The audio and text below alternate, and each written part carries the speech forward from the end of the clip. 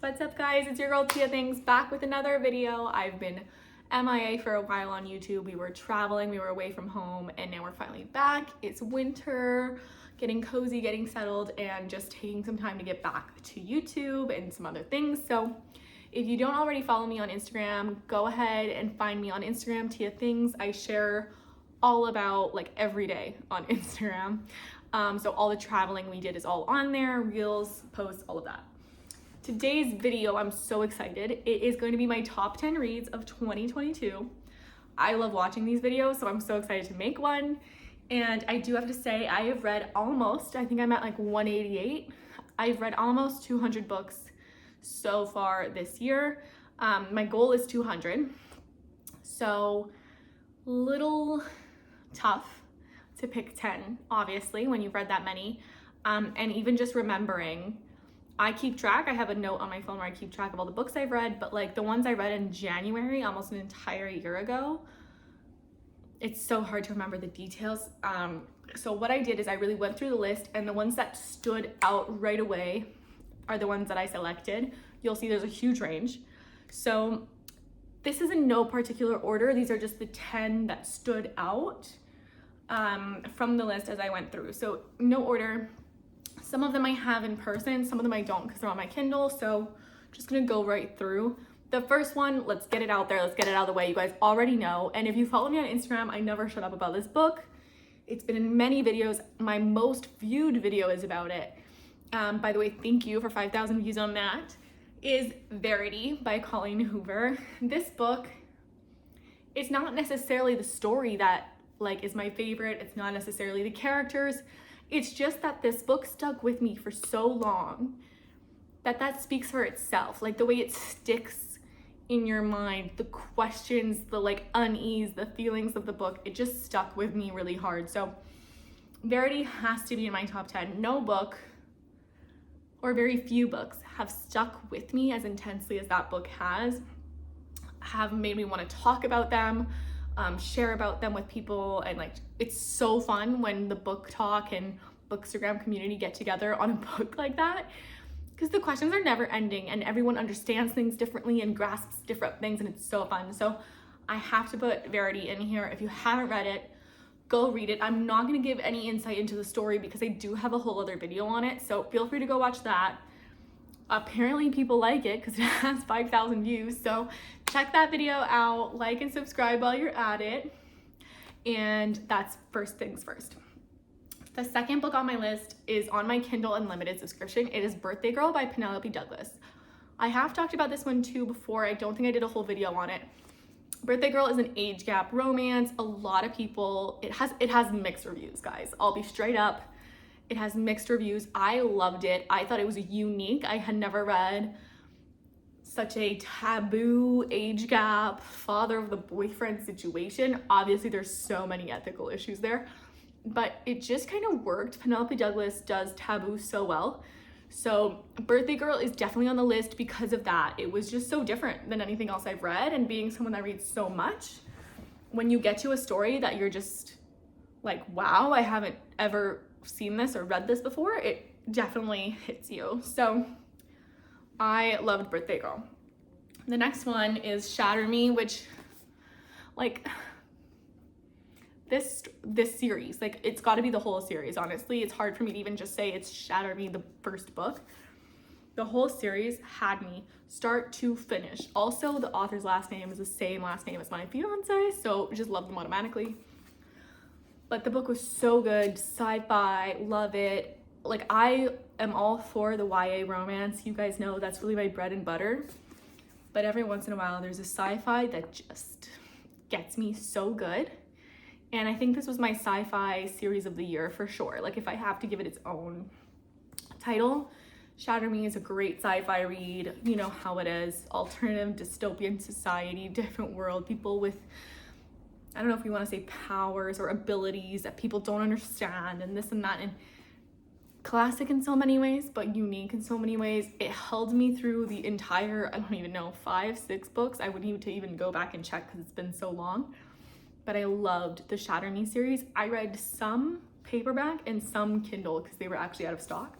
So I did kind of the blend, which was nice. And I just love it. I love how it's written. I love the details. I love the plot twists. Love the characters. So good. The next one on my list, and by the way, if I'm looking down, it's because I actually have the list written down, because or else I'm going to forget. The next one on my list is The Love Hypothesis. Again, no particular order. This is just a great feel-good romance. I love the characters in this one. You really loved and rooted for the characters. And there were just like some little twists and turns, but they weren't crazy plot twists. So it was a nice read. It was lovely. I just enjoyed it from start to finish. It was truly like enjoyable. Loved it. Next on my list is The Spanish Love Deception. I do have that one here. Similar to The Love Hypothesis, this one was just a great read. Like, I genuinely loved reading it. I enjoyed every second. I think I was even smiling. It's so cute. I loved it. I love the different like languages involved, the cultures, the dancing, the food. Like, you almost felt like you were in Spain at some points when reading this, which is so cute. I love the details. I love the characters. Again, a cute, lovely read. If you just want to feel good read, like, these are books that will just make you feel good. The next one is very specific. It's Court of Mist and Thorns, and you guys know this is part of a series that's been talked about, you know, all year, I feel like.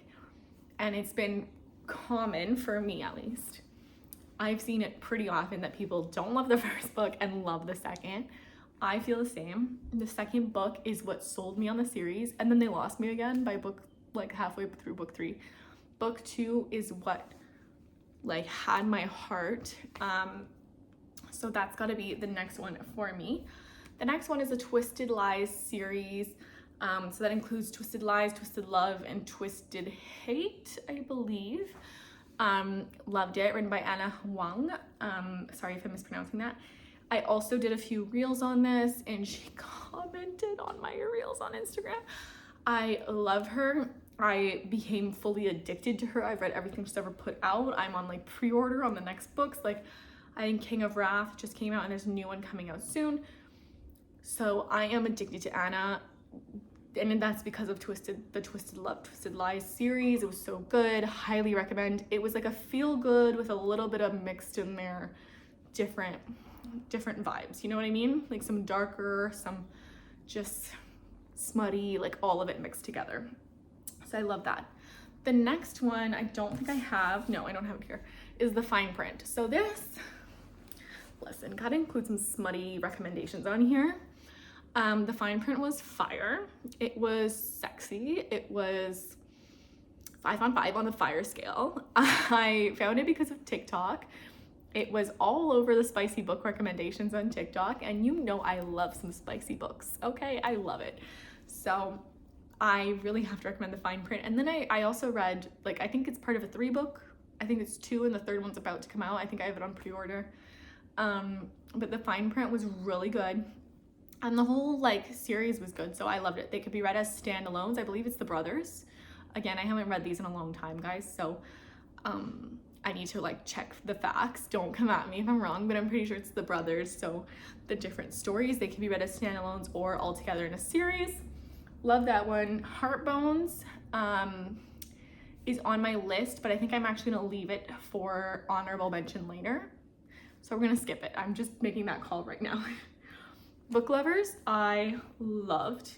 It was adorable. And for me, it's pretty rare that there's a book about authors and publicists. Like, that storyline is not usually in an actual book. So I thought it was great. It was kind of Inception and into just the mindset and the business loving side of books. So I really enjoyed this one. I can say the ending wasn't my favorite. I felt like it was a little bit cliche, but the book itself, like, overall loved. So it's definitely in my tops. And my last book, my number 10, is Love and Other Words. This book took me on a ride. I think I was crying or teary.